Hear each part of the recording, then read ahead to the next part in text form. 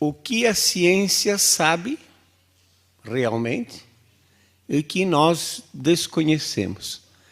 Então, essa apresentação, ela mostra, primeiro, a variabilidade do clima nos últimos 420 mil anos do planeta Terra, mostrando que sempre esteve quente ou frio.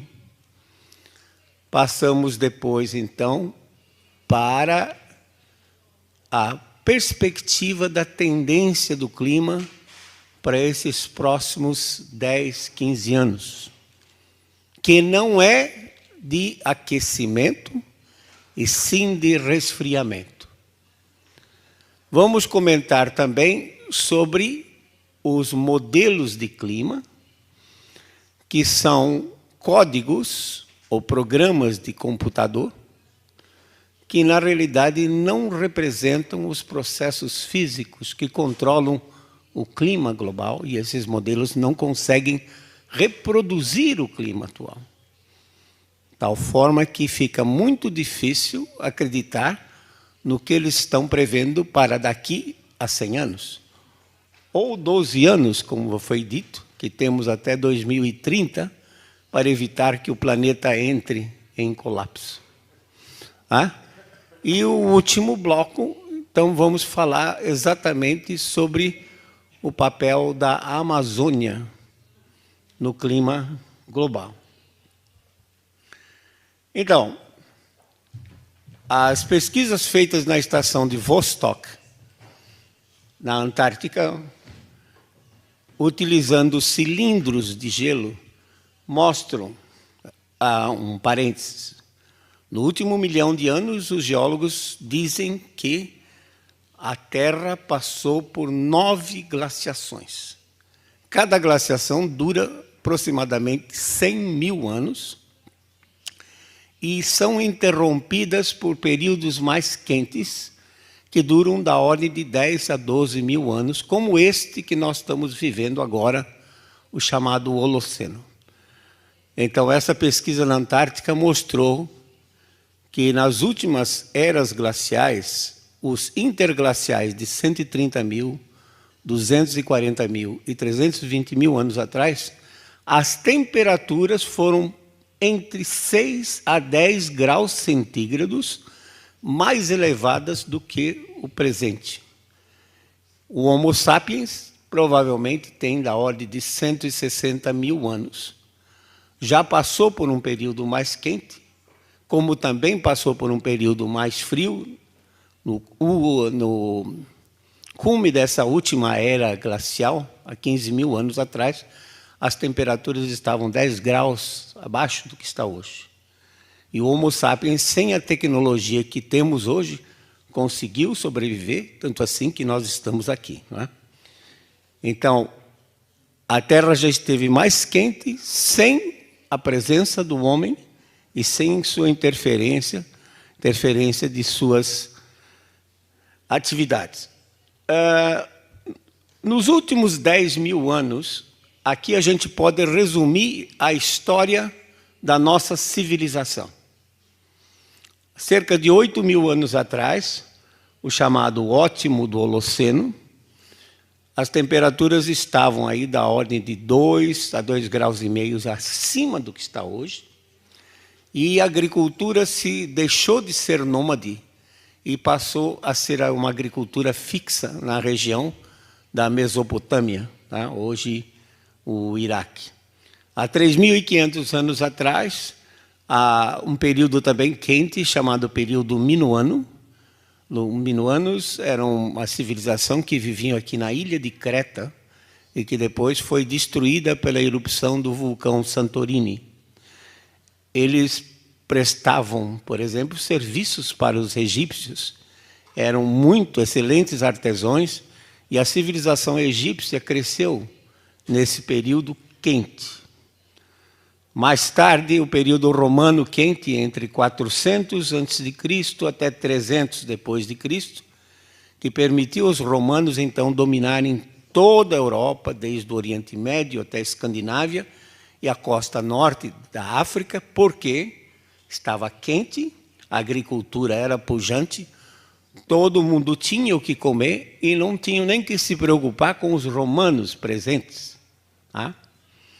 Voltou a esfriar e entre 900 depois de Cristo e aproximadamente 1250 houve um novo período quente chamado medieval quente, que deu origem ao Renascimento. E também muita riqueza na época, que permitiu, por exemplo, o início da construção das grandes catedrais. Né? Todas as grandes catedrais europeias são do início desse período quente, 900 a 1250 anos. Notre-Dame de Paris, que infelizmente sofreu esse acidente algumas semanas atrás, é de 1100. Então, era um período muito pujante, graças ao fato do clima estar quente. Então, se produzia bem. Depois, entramos na chamada Pequena Era do Gelo, a Pequena Era Glacial, que a partir de 1350, a Europa, principalmente, onde se tem grande documentação, mas o globo como um todo, sofreu uma redução de temperatura que foi um verdadeiro caos. Por exemplo, a peste negra graçou na Europa. Estima-se que 70 milhões de pessoas tenham morrido por conta dessas pestes e desse período que trazia muita frustração de safra. O povo estava com fome.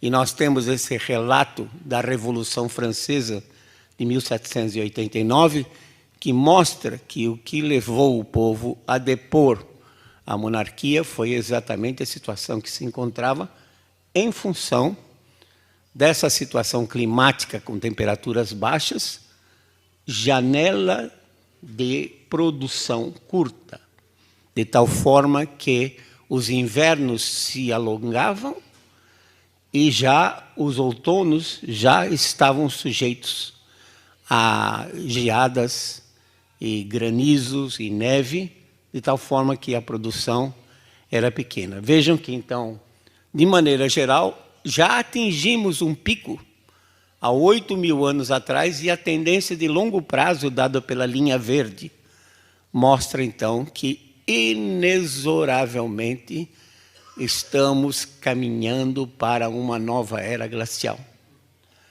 Mas ninguém precisa perder o sono por isso, porque provavelmente o pico dessa nova era vai acontecer daqui a 100.000 anos. Tá? E se alguém estiver vivo, tá, que procure resolver o problema no tempo devido. Mais recentemente, nesses últimos 100 anos, saímos então dessa pequena era glacial, que durou provavelmente até 1915, início do século XX. A partir daí, houve um aumento na temperatura, como mostra essa curva verde, que é a temperatura, e essa é uma série do Centro Hadley, da Inglaterra, não é minha. O Centro Hadley tem essa variação da temperatura, que mostra entre 1916 e 1945, houve um aumento na temperatura que foi devido à atividade solar. Aqui neste gráfico nós temos número de manchas solares, que quanto mais manchas o Sol tem, indica que ele está mais ativo. E essa série é do Observatório de Zurique, na Suíça, organizada já desde 1749, que mostra que o período de atividade solar, no início do século XX até a metade do século XX, foi o maior, mais intenso desses últimos 400 anos. E estudos paleoclimáticos mostram que esse ciclo, na verdade, esse período, foi mais intenso dos últimos 4.000 anos. Mostrando, então, que aquele aquecimento que nós tivemos entre 1916 e 1945 foi perfeitamente natural, podendo ser explicado pela atividade solar. O painel intergovernamental de mudanças climáticas, que tem a sigla de IPCC em inglês, e que é o maior órgão terrorista climático,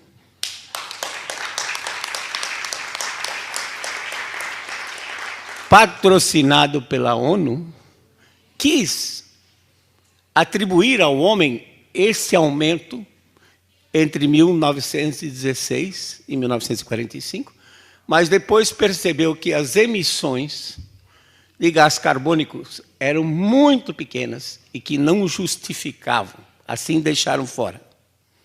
Como eles fazem, o que não interessa, eles deixam fora. De 1946 a 75, notem que houve um resfriamento global. Isso porque aumentou a cobertura de nuvens naquele período de aquecimento, 1916 a 45, aumentou a cobertura de nuvens, e a cobertura de nuvens no planeta Terra funciona como uma cortina. Se temos luz entrando por essa janela, por exemplo, e não queremos que o ambiente se aqueça, a gente fecha as cortinas. Então a radiação solar não entra.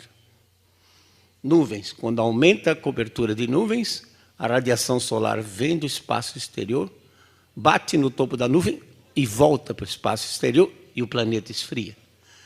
Porém, se queremos mais luz, abrimos a cortina, reduzindo a cobertura de nuvens, entra mais radiação solar e o planeta aquece. Nesse caso, o aumento da cobertura de nuvens levou ao resfriamento dos oceanos.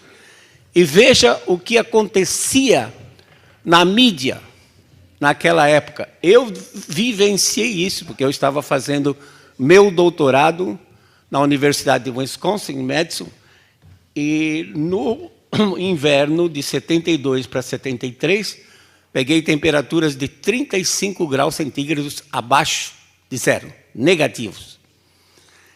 Desse período de resfriamento de 46 a 75, a mídia dizia o quê? The Big Freeze. Estamos indo para uma nova era glacial. Depois, em 76, a temperatura voltou a subir. Quer dizer, houve uma variação rápida, principalmente no Oceano Pacífico, que se aqueceu e começou a aquecer o globo. E aí entrou, a partir de 1988, com a criação do IPCC, começou toda essa histeria dizendo que as atividades humanas emitindo gás carbônico é que eram responsáveis por esse aquecimento. Mas aqui vocês veem claramente, lamentavelmente, este ano, 2019, completa 40 anos de dados de satélites. Uma Terra, um planeta que tem 4,6 bilhões de anos de existência, só tem 40 anos de dados que nos permite acompanhar o que está acontecendo no globo como um todo. E esses dados de satélite mostram, o SCIP foi um projeto internacional de cobertura de nuvens que mostra que, de 1987 até 2000, a cobertura de nuvens, que é essa linha preta, diminuiu em 5%, permitindo maior entrada de radiação solar. Eu calculei, esses 5% representaria apenas 4 watts por metro quadrado. Só que nós estamos falando em termos de energia, joules por segundo por metro quadrado, num planeta que tem 510 milhões de quilômetros quadrados. Ou seja, cada milhão de quilômetros quadrados, cada quilômetro quadrado tem 1 milhão de metros. Então, nós estamos num planeta com 512 bilhões, trilhões de metros quadrados. E quando você começa a multiplicar esse pequeno número pela área, e depois, quantos segundos temos num dia? 86.400. Quantos dias temos no ano? 365. Durante 18 anos, você vê que a quantidade de energia que entrou foi tão grande que a temperatura subiu naturalmente, apenas com a redução da cobertura de nuvens. E quando a cobertura de nuvens se estabilizou, nos últimos 20 anos, a temperatura tem estado estável, embora a emissão de gás carbônico tenha aumentado cerca de 11% nesses últimos 20 anos. O que mostra claramente que o gás carbônico não tem relação nenhuma com a temperatura do planeta e que os grandes controladores são cobertura de nuvens e os oceanos, que constituem 71% da superfície terrestre. Aliás, é um planeta que tem um nome errado. Como vou chamar de planeta Terra, um planeta que só tem 29% de continentes e 71% de água? Devia ser um outro nome para esse planeta. Vejam, então, que os dados de satélite mostram que a temperatura tem estado estável, às vezes um pouco elevada, com esses picos que são relativos ao chamado fenômeno El Niño. Vocês se recordam que El Niño é um fenômeno oceânico, ocorre no Pacífico, em que as águas do Pacífico tropical ficam superaquecidas. Não sabemos qual é a causa disso, mas sabemos diagnosticar, constatar. E como são áreas imensas, mais de 30 milhões de quilômetros quadrados que ficam superaquecidas, jogam muito calor na atmosfera, a ponto de elevar a temperatura, por exemplo, no El Niño de 97 e 98, de 0,74 graus, no El Niño moderado de 2009 e 2010, meio grau, e nesse fantástico El Niño que ocorreu agora, entre 2014 e 2016, elevou a temperatura global de quase 0,9 graus centígrados. Se nós retirássemos esses El Niños dessa série, nós veríamos que a temperatura praticamente estaria estável, de tal forma que as atividades humanas não interferem com o clima global. E o que a gente vê, por exemplo, o Oceano Pacífico, mostra que, pela cor vermelha, acima do zero, o Oceano Pacífico, que constitui 35% da superfície terrestre. Recordo, somados todos os continentes juntos, temos 29%. O Oceano Pacífico sozinho, 35%. É maior do que todos os continentes juntos. O Oceano Pacífico, então, é um dos grandes comandantes do clima global. De 1916 a 45, o Oceano Pacífico ficou mais aquecido. Depois de 46 a 75, esfriou, que levou a mídia a dizer que íamos para uma nova era glacial. A partir de 76, o Pacífico voltou a aquecer. Provavelmente até 2005, ainda não temos certeza se é 2004, se é 2003, estou dizendo 2005, e agora, a partir daí, temos o El Niño de 2015 e 2016, e a partir daí, há uma tendência do Pacífico se resfriar. Então, afirmações que estão, por exemplo, no Instrumentum Laboris, dizendo que a primeira preocupação é com o Ártico, que está derretendo. Depois vem a Amazônia. E o Ártico? Estaria derretendo? Esses dados, tudo aqui está baseado em dados, não existe modelo. Esses dados de um sistema de boias, chamado Argo, A-R-G-O. São boias inteligentes, porque o custo de se fazer pesquisa nos oceanos é muito caro. Um navio, sua tripulação e tudo mais. Então, os cientistas desenharam uma boia inteligente que ela se aprofunda até 2.000 metros de profundidade, se desloca com as correntes marinhas e, no 10º dia, ela muda sua estrutura, adquire flutuabilidade e sobe fazendo perfil de temperatura e de salinidade, chega na superfície, transmite para o satélite e afunda novamente para um novo ciclo de 10 dias. Essas boias estão dizendo que o Oceano Atlântico Norte, em 2006, estava com 9 graus centígrados em média, e que 10 anos depois, 2016, está com 7,5 graus. Então, quando houve aquele degelo, em 2006, 2007, na realidade, o Ártico estava mais quente por conta do transporte de calor pelas correntes marinhas. Temos 2 correntes principais no hemisfério norte, uma do lado da Ásia, chamada corrente de Kuroshio, e a outra do lado do Atlântico, chamada corrente do Golfo. Vossa Eminência, muito bem, ouviu sempre falar da Gulf Stream, né? Da corrente do Golfo. Essa corrente, então, ela leva o calor da região tropical, transporta o calor em direção ao Polo Norte, que o Ártico é fechado, né, geograficamente. Então, essa corrente, esse calor é jogado na corrente do Atlântico Norte, entra no Ártico, num iceberg. 10% está fora e 90% está submerso.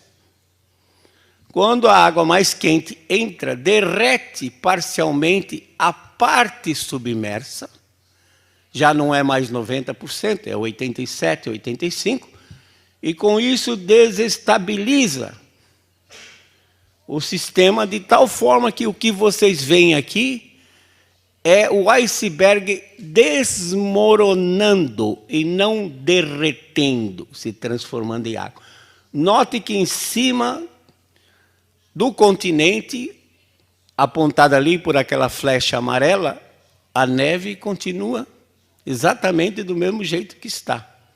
Portanto, o derretimento do Ártico foi devido a um transporte maior, natural, comandado por um ciclo lunar, chamado ciclo nodal lunar, que tem um ciclo de aproximadamente 20 anos, que se refere ao plano da órbita da Lua, que não é fixo com relação ao Equador. Quando ele está mais inclinado, em 28,6, opa, o que foi que aconteceu? Transporta mais calor. E já temos um registro na revista Monthly Weather Review, que é da Sociedade Americana de Meteorologia, American Meteorological Society, que descreve uma expedição norueguesa em novembro de 1922, chefiada pelo Dr. Adolf Hoyle, que fez sondagens, uma expedição oceanográfica fez sondagens no Ártico, até próximo do Polo Norte, 81 graus de latitude norte, e verificou que as águas estavam mais quentes. 1922. Perguntem-se, qual era a atividade humana em 1922, emitindo gás carbônico capaz de ter derretido o Ártico naquele período? E o nível do mar vai subir? Aqui está a visão do History Channel do que será Manhattan no ano 2100. Vocês estão vendo aqueles táxis amarelos que são característicos de Manhattan? Não podem ver, não é por culpa da foto, mas é porque eles foram transformados em Yellow Submarines para poder transportar as pessoas.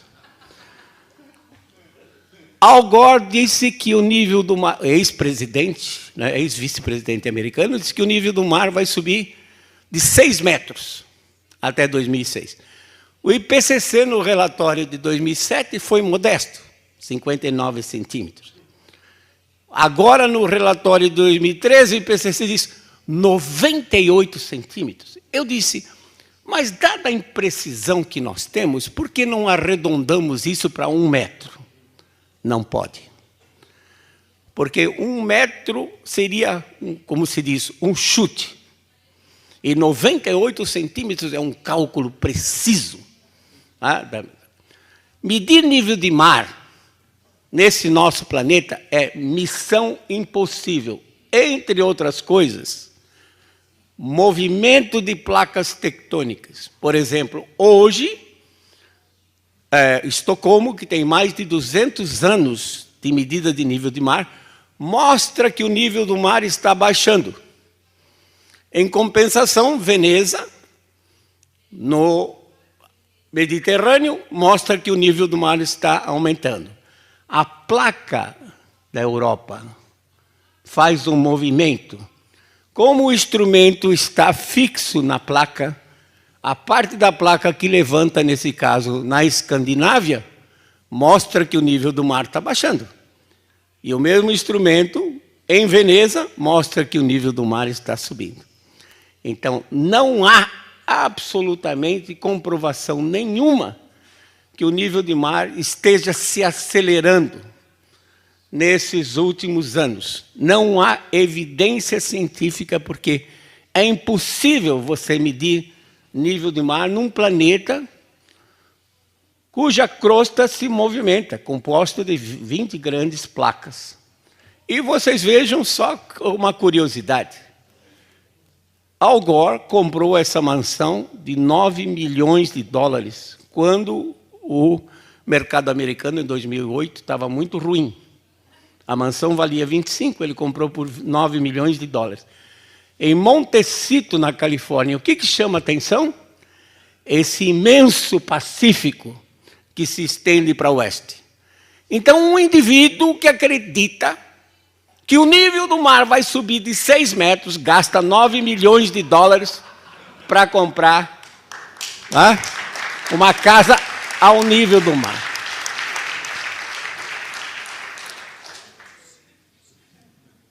Qual a origem de toda essa visão catastrófica, dizendo que o homem está destruindo o planeta?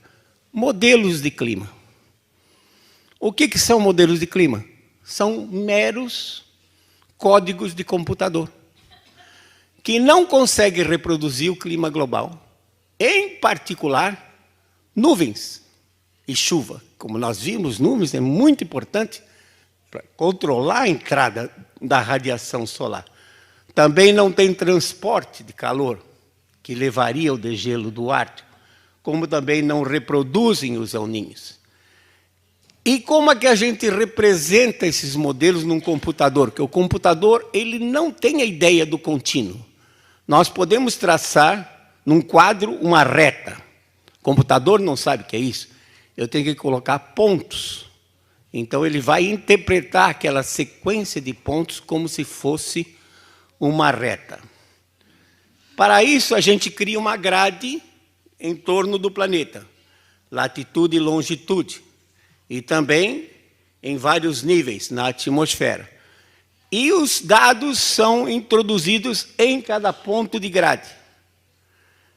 Normalmente, devido às restrições dos supercomputadores, porque esses modelos são complexos. Por exemplo, o modelo da NASA, de última geração, ele tem 1,5 milhão de linhas de instruções.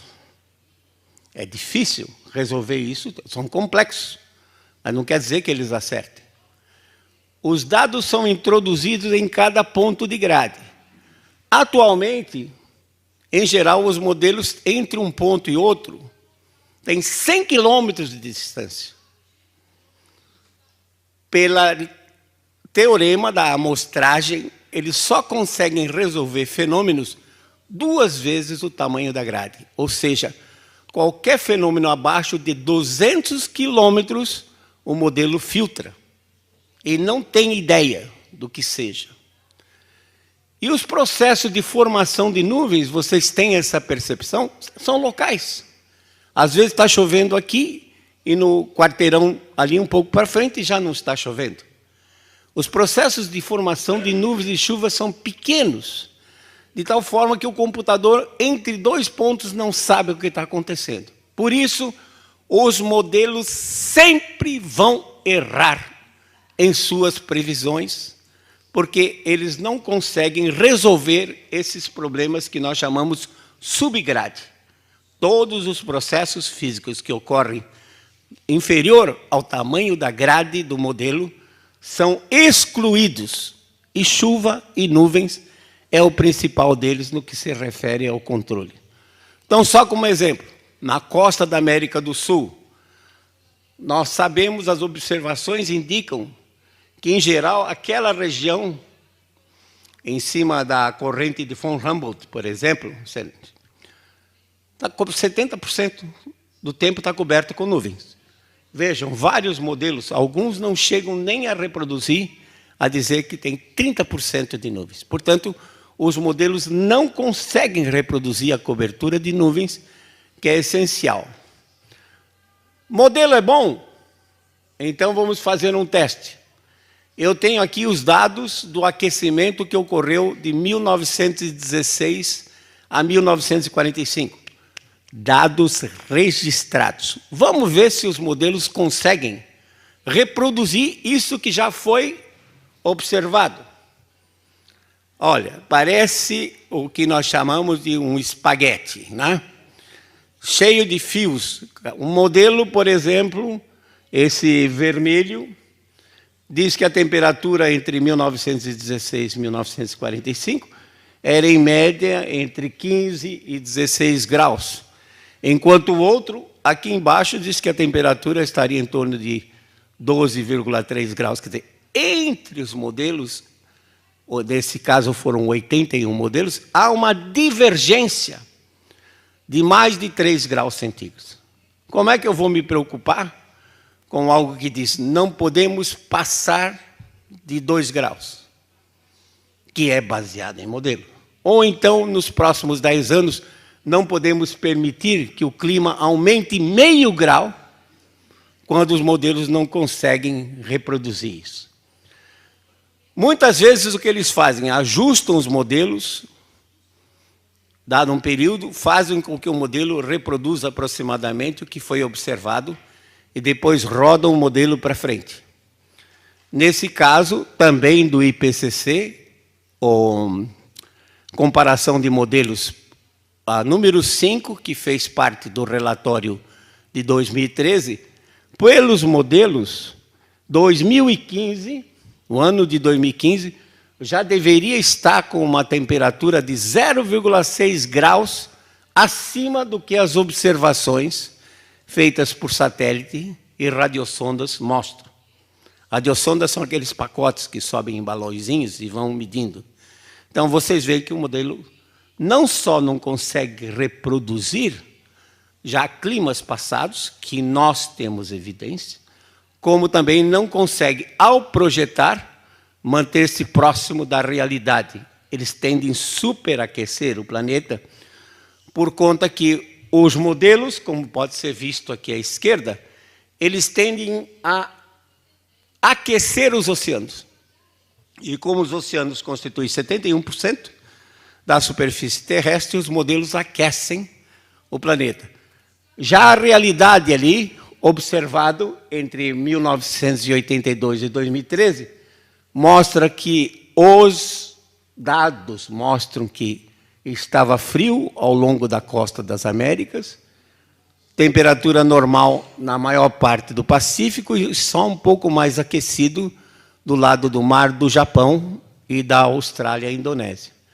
Quer dizer, se os modelos não conseguem reproduzir a temperatura dos oceanos, como os oceanos constituem a maior parte do planeta, então eles tendem a superaquecer o clima, e isso faz com que essas projeções feitas para modelos, para 2040, 2070, 2100, não sejam confiáveis. Então, nós não podemos absolutamente, por exemplo, prever uma catástrofe amazônica, de inflection point, o ponto de não retorno, baseado em cima desses modelos que não conseguem reproduzir o clima atual. E nem conseguem prever, às vezes com um mês de antecedência, o que vai acontecer. Por exemplo, fato real, modelos de clima não previram o inverno nos Estados Unidos neste ano, em que a temperatura na região de Chicago chegou a 40 graus negativos e fez com que toda aquela região do Corn Belt, do milho, e estados que plantam soja, como Indiana, Ohio, ficasse com solos congelados e logo depois recebessem chuvas torrenciais, que fez com que, então, os agricultores não pudessem plantar. Atrasaram o plantio durante 3 semanas e agora estão rezando para que não haja nenhuma geada forte agora nesse mês de outubro ou nevasca que venha impedir a colheita da soja e do milho. Modelos não conseguiram prever essa situação para os agricultores americanos. Como é que eu vou ter confiança no que estão prevendo para 2100? Aliás, é até fácil, né, de prever para 2100, porque até lá vai estar todo mundo morto, ninguém vai cobrar de ninguém e o dinheiro já foi gasto, né? Não vai ninguém para a cadeia, né? Infelizmente. E o que pode acontecer nesses próximos anos? Resfriamento global. Por quê? Primeiro, o Sol é a nossa principal fonte. Vocês viram esse gráfico antes e mostra, então, a atividade solar. Notem que a cada 100 anos, como aqui está escrito o mínimo de Dalton, no início do século XIX, o Sol entrou num mínimo de atividade. Posteriormente, no início do século XX, o Sol de novo entrou num mínimo de atividade. Então, superimposto a esse ciclo de 11 anos, que é comum no Sol, existe um ciclo maior de cerca de 100 anos.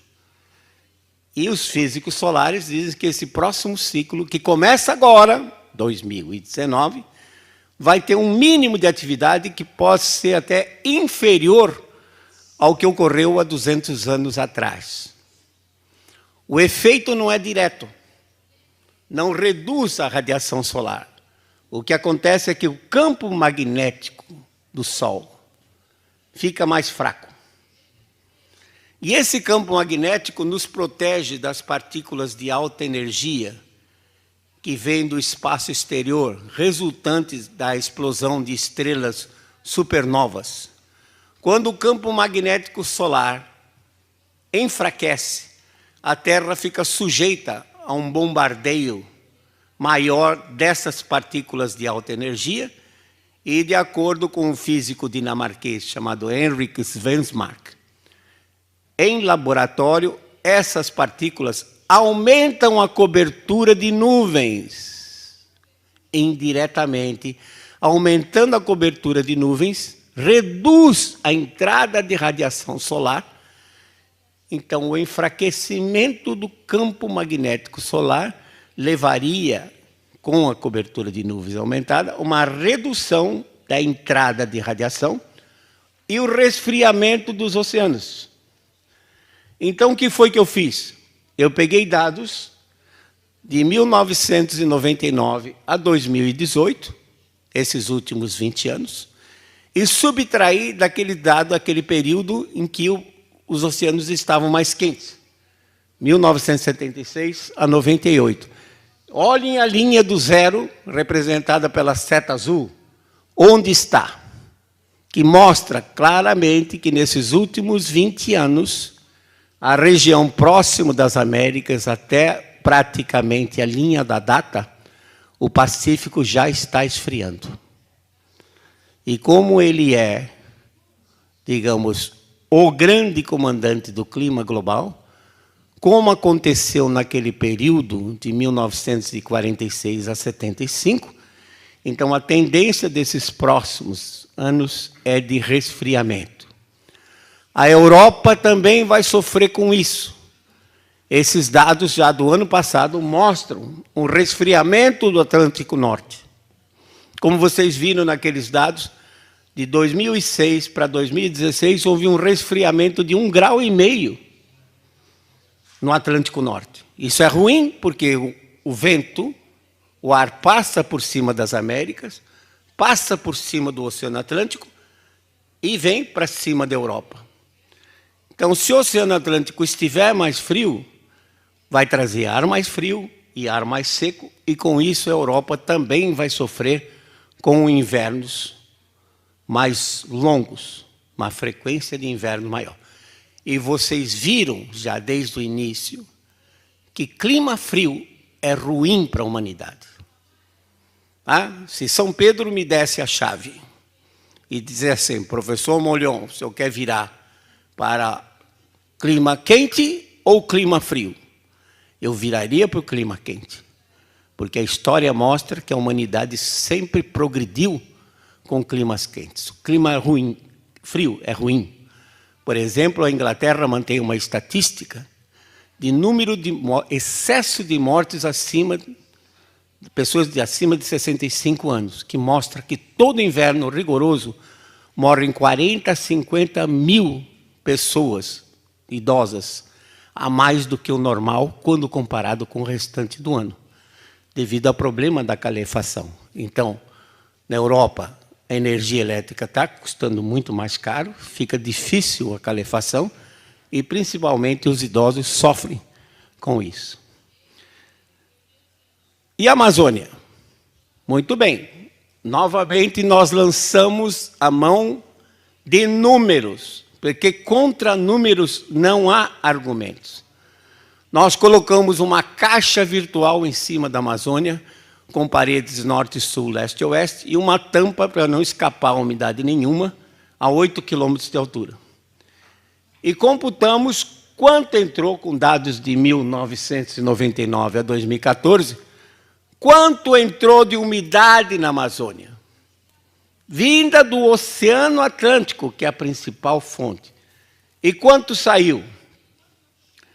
Então, aqui estão os valores do fluxo médio saído da Amazônia, ou vindo do norte, e indo para o centro-oeste e o sudeste do Brasil. Porque o documento, o Instrumentum Laboris, diz que a Amazônia é responsável pela distribuição das chuvas no restante da América do Sul. Mentira! Esses dados mostram que durante a seca severa que nós tivemos em 2014, que uma cidade como São Paulo ficou sem água, foi o maior fluxo registrado nesse período de dados. Então, não faltou umidade vinda, faltou um mecanismo capaz de transformar aquela umidade em chuva, que não existia, e que depois eu posso entrar em detalhes para quem queira saber. Mas não houve falta de umidade, portanto, o desmatamento da Amazônia, que, como foi bem dito aqui, não é do bioma amazônico. Existe, por causa de incentivos fiscais, uma região chamada Amazônia Legal, que é de 5,2 milhões de quilômetros quadrados. Mas nessa região Amazônia Legal, no Brasil, apenas 65% é bioma amazônico. Os outros 35% são florestas de transição, cerradão e cerrado, e são essas que estão sob a pressão antrópica. E nessas é que você vê fogo. Conforme Sua Alteza falou aqui, é impossível você queimar floresta na floresta tropical chuvosa, que chove 330 dias por ano. Você não consegue queimar, está sempre úmido. O pior ano, da pior seca que nós tivemos ultimamente no centro-oeste e no sudeste, não foi por falta de umidade. mas sim de um mecanismo capaz de transformar isso. Então, em números redondos, números aproximados, entra do Oceano Atlântico 500 mil metros cúbicos por segundo. Veja, 500 milhões de litros na forma de umidade entram. Na floresta, em cima da Amazônia, 80% disso, 400 mil, são convertidos em chuva. 100 mil passa direto. Dos 400 mil que são convertidos em chuva, 200 mil metros cúbicos por segundo sai pelo rio, devolvido para o Oceano Atlântico. E os outros 200 mil são reciclados pela evapotranspiração das árvores, de tal forma que, somado os 100 mil com os 200 mil da evapotranspiração, que é o número 4, teremos então um fluxo de saída para o sul e sudeste de 300 mil metros cúbicos por segundo. Um raciocínio físico simples mostra então que a Amazônia, o desmatamento, não interfere na distribuição da chuva. Nós podemos raciocinar por um método matemático que se chama raciocínio por absurdo. Se a região amazônica fosse fonte de umidade, ao longo desses 15 mil anos que terminou a última era glacial, ela já teria virado um deserto. Por outro lado, se acumulasse mais água na Amazônia, ao longo desses 15 mil anos ela teria virado um lago. Como ela está estável, então implica que a Amazônia não interfere na hidrologia da América do Sul. A floresta não é fonte de umidade. Uma árvore não produz água. Ela apenas recicla a água que estava no solo da chuva anterior. A árvore não produz água. Floresta não produz água. A água vem do Oceano Atlântico, na forma de umidade. E a floresta existe porque o clima permite que ela exista, e não ao contrário. Não é a floresta que condiciona o clima, mas sim o clima permite a existência. E nós colocamos uma torre, como o senhor Júlio falou, em 1983. A torre está lá até hoje, são 36 anos que essa torre está na floresta amazônica. E nós medimos a assimilação de carbono pela fotossíntese. Pelas medidas que se tem, então, dessa torre na Amazônia Central, estima-se que a floresta absorva, se eu generalizar isso para os 550 milhões de hectares, metade do que o homem joga na atmosfera. 4,5 gigatoneladas de carbono por ano. O homem joga 9. Mas, atenção, estima-se que as fontes naturais, oceano, solos e vegetação, emitam para a atmosfera 200 bilhões de toneladas de carbono por ano. Esse número amarelinho aqui embaixo, à esquerda. Quando a incerteza nesses números é 20% para cima, 20% para baixo, 40 bilhões de toneladas para cima, 40 bilhões de toneladas para baixo, quer dizer, eu não sei se são 240 bilhões ou não sei se são 160 bilhões. A barra de incerteza hoje é 80 bilhões de toneladas. E o homem só coloca 9. Então, acabou meu tempo. Então, vocês veem que, na realidade, a Amazônia absorve por fotossíntese, sim, uma parte.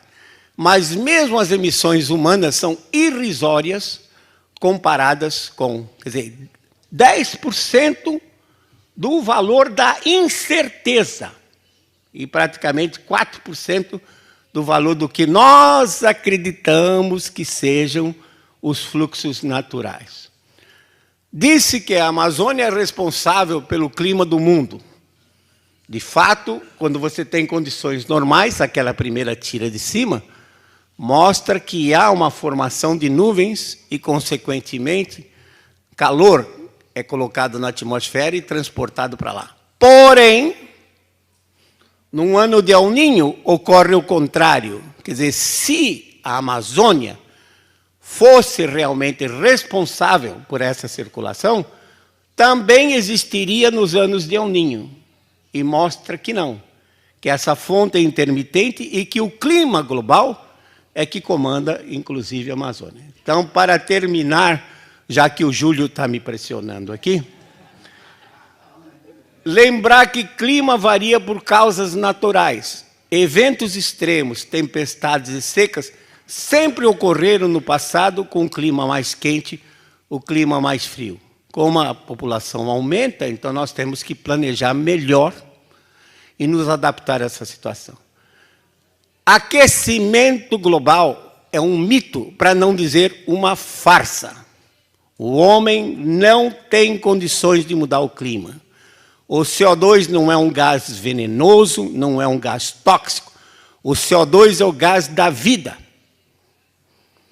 Se ele não existisse, não existiriam plantas. Sim, mas eu não sou vegetariano, não sou vegano. Eu sou vegetariano de segunda ordem. Ou seja, só como costela, entrecote, etc. Mas para chegar ao nível de entrecote, o boi tem que comer capim. Então, é muito importante o CO2. Então, quanto mais CO2 tiver neste planeta, maior vai ser a produtividade. A fotossíntese vai ser muito mais acelerada e reduzir as emissões, como quer o Acordo de Paris de 2015, é inútil. Eles querem um fundo de 100 bilhões de dólares por ano para reduzir as emissões. Como se eu nem conheço as emissões naturais com a precisão que seria necessário. Então, joga esse dinheiro para reduzir as emissões e basta um El Niño aquecendo as águas para emitir praticamente o que o homem leva para emitir em meio ano.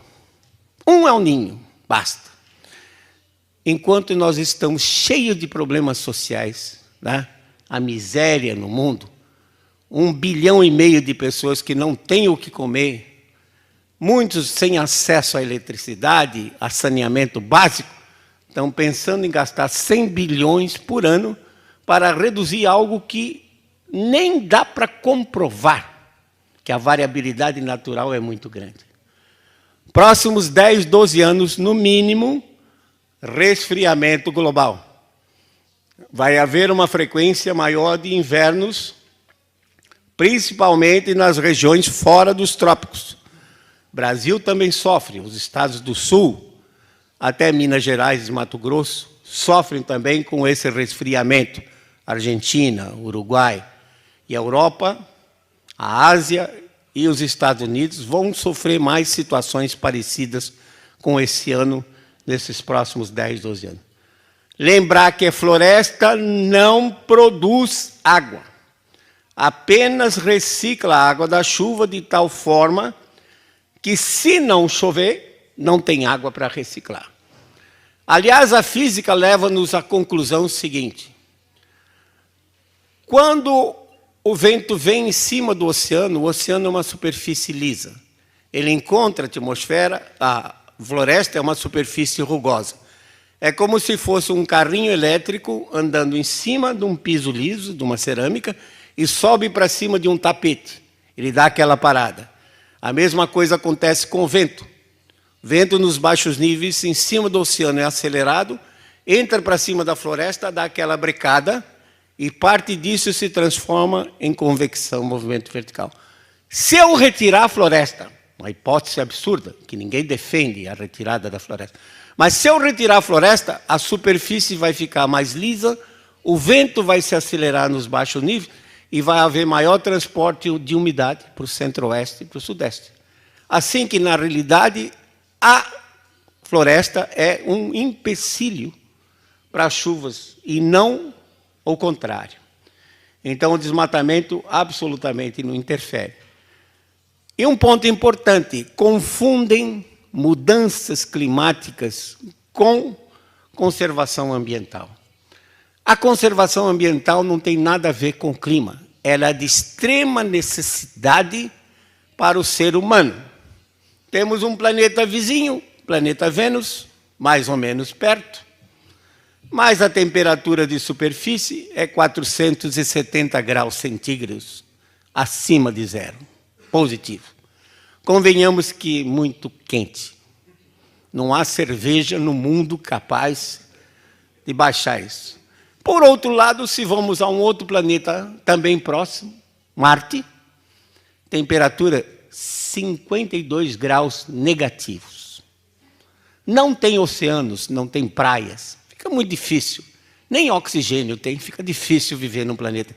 Então vamos conservar esse nosso planeta, porque aí a gente consegue, já conhece, fica mais barato a gente viver aqui. Então, a conservação é uma necessidade da sobrevivência da espécie humana no planeta, mas é independente. Se aquecer 5 graus, como o Al Gore quer que aqueça, vai ter que conservar. E se esfriar, como eu acho que vai esfriar nesses próximos anos, também tem que conservar. Então, não se pode confundir conservação ambiental com mudanças no clima. E vamos lembrar das palavras de Francis Bacon, que é muita pretensão um homem achar que ele pode mudar o clima. Nós não podemos comandar a natureza.